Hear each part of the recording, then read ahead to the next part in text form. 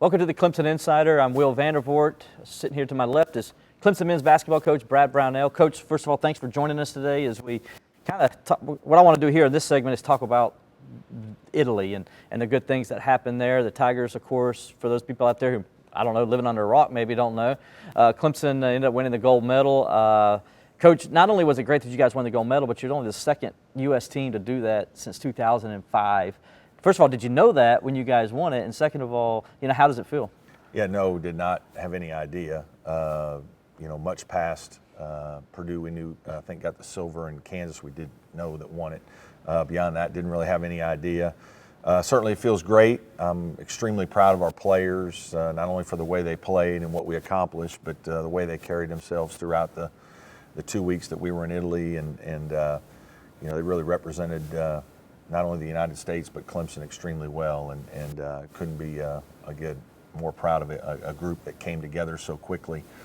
For them to achieve that kind of success was certainly really special for all of us. Now, I know you wanted to go out there to win. That's the object of the game. But, you mentioned you had a young team, and, Clyde gets injured just before the trip. Jonathan got hurt, a month before it. So you're trying to piece these things together. So what were your realistic expectations just going out there? It's hard to know exactly what it was going to be like because we didn't know anything about our competition. Certainly we didn't know how our guys were going to play. As we started putting the team together, we did like the way the pieces fit a little bit, and we did like the energy level that our guys were bringing in practice. And sometimes there's a youthful exuberance that you see out of young players, or even an older player who's starting fresh somewhere else. And I think we did have some of that for sure, but we really weren't going into it, with the idea of, like, obviously. We're going to see how it goes and adjust in terms of trying to win a gold medal. We wanted to go win a gold medal. I think once we won a game or two and kind of built some confidence, that goal became a little bit more realistic to us. Initially, you're just trying to go over there and play well, get guys to compete, take some of the things that we've practiced and hopefully see them in the games. And then as you kind of work your way through the tournament, then you start talking a little bit more about, hey, gold medals and things of that nature. One guy that stood out to me in the way he stepped up, and I know you guys were challenging him, was Aamir Simms. And not only just the way he played on the court in key moments and things of that nature, but also the way he handled everything and how he handled the younger guys. Your thoughts on his overall performance as a leader on that trip? Well, we've always known that Amir's a guy that we thought would be a special leader in our program. He just has this charismatic personality.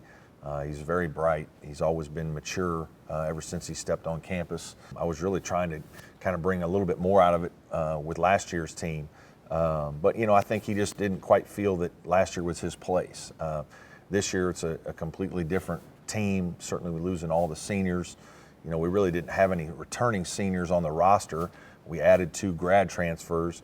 So he was our most experienced player, he and Clyde Trapp. And then obviously with Clyde's injury and Jonathan Bear being the only other junior, him being hurt as well, everybody kind of just looked to Aamir to be the voice of the team. And, he was ready to do it. We talked about it before. I'd had numerous conversations with him about not only his chance to take a step as a player and what he was going to do on the court, but just as importantly was what he would do to lead a group of new players together. And I think you can see that he certainly did an unbelievable job with that. His charismatic personality really helps. And he's also, again, I keep saying, but he's a bright guy that really knows what to say oftentimes in difficult situations. So I thought his play was outstanding. I thought his leadership was outstanding. And I'm really looking forward to seeing how he does as a junior for us this year. Last year, one of the things you guys had problems with was getting that key defensive stop at the end. And I know a lot of people saw you guys won 4 of your 6 games by 4 points or less. But it wasn't you making – you did make some big shots, but it wasn't at the end trying to make a big basket to win the game. It was getting a key stop at the end to win the game.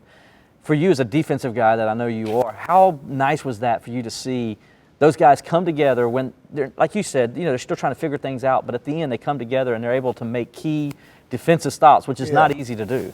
Well, just as with anything, there was a little bit of good fortune. They did get shots in the games. We didn't keep them from getting shots, and they didn't make them sometimes. But I was really proud of the way our guys finished games. Obviously, last year's team, it just felt like we had a lot of bad luck. We had difficulty at the end of games. It didn't seem like there was ever one thing that we could put our finger on. Sometimes it felt like, we had a shot blocked at the rim. We had missed free throws. We didn't get a stop one game. One game there's a call that could go our way, and it doesn't seem like it goes our way. Just there was a myriad of things that happened at the end of games that weren't good for Clemson. And for whatever reason over there, the things did go our way. If a team did get an open shot, they missed it. Our guys would get the defensive rebound. Sometimes it was us causing them to miss a shot because of good defensive play and a good block out and whatnot. So you could see our guys, especially a guy like Aamir who played on last year's team, when we won a couple close games, really the excitement in his eyes that kind of started to carry over. And again, I thought it was, momentum in sports is an extremely powerful thing, both positive and negative. And the positive momentum that we gained really from our first win. We didn't play very well in our first game against Finland, and we were down 7 with 3 minutes to go and came back to win. And in that game, we actually, a guy named Alex Hemingway, a freshman who was probably 11th man on our team at the point of the game, comes in and makes a huge 3-point shot and gets fouled, and then we get a defensive stop to win.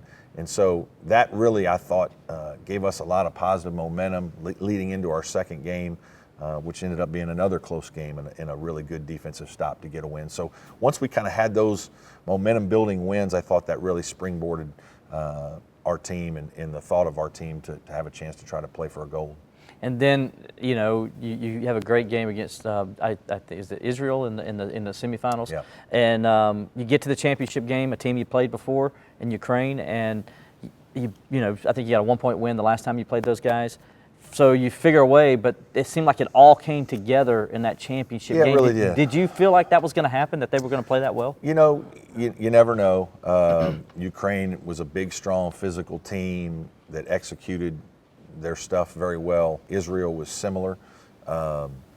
And our guys just defensively were electric. I thought our energy level was tremendous. We knocked some balls loose, got into the open floor. We really tried to use our athleticism and speed throughout the tournament. That was our big advantage, that and maybe a little bit of depth. And so we tried to gear that to each game as much as we could. The ironic thing was in the game against Israel, it didn't start well. We ended up down 22-5 and 26-7, I think, at one time. And the guys just kept playing in the semifinals, and we just kind of whittled away and started making some shots.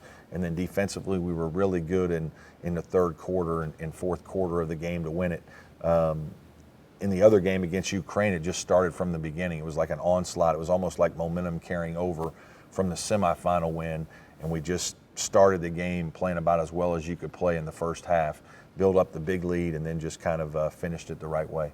Who are some guys on the team that stepped up that you weren't? I mean, you expected Aamir to, as you mentioned, but guys who stepped up that you weren't really expecting to, or you were at least glad to see that they kind of stepped up their play? Well, I think the guy that probably consistently played the best along with Aamir is John Newman.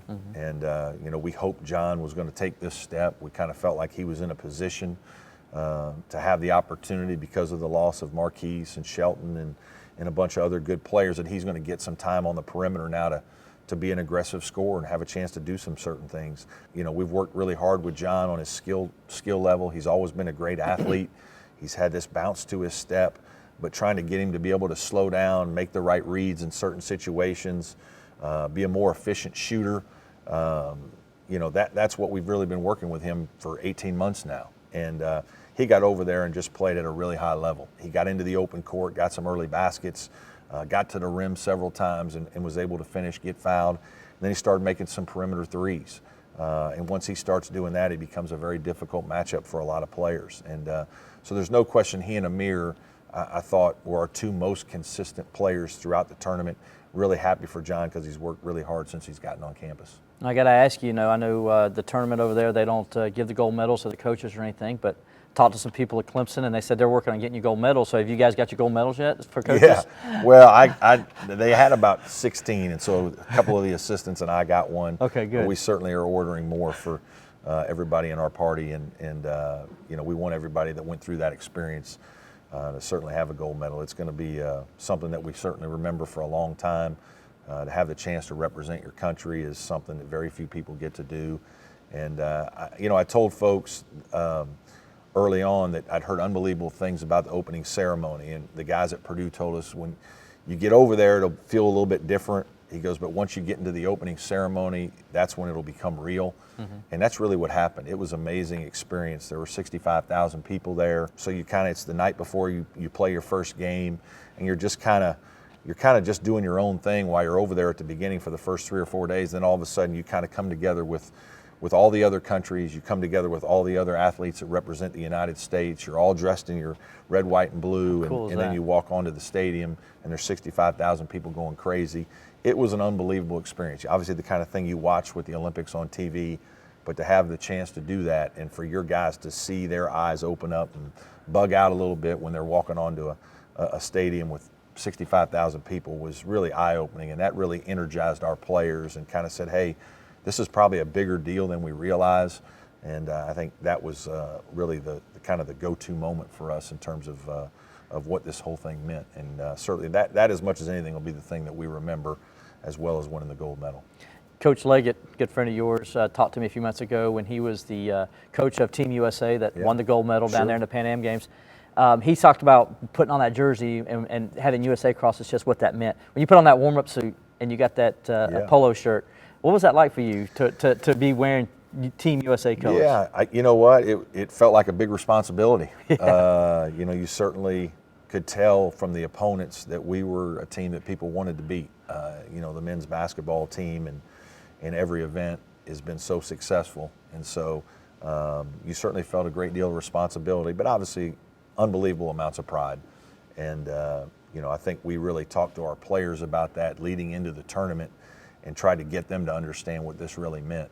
Slowly but surely, I think it started to sink in, and that's where I think, again, the opening ceremonies really helped make this thing magical.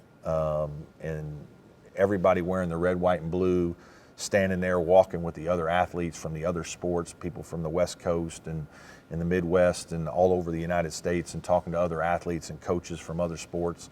It was really an unbelievable experience, and so it's certainly something we'll all remember for a long time. Well, Coach, I tell you what, I don't know how I'm going to do it, but you got to get me red, white, and blue shorts there with the tiger paw on it. I want those because that's pretty cool. I thought that was a pretty sweet touch that Clemson did that. Anyway, that's Coach Brad Brownell. We're going to have more with Coach here in a little bit, so stay tuned to the Clemson Insider as we continue Clemson basketball coverage.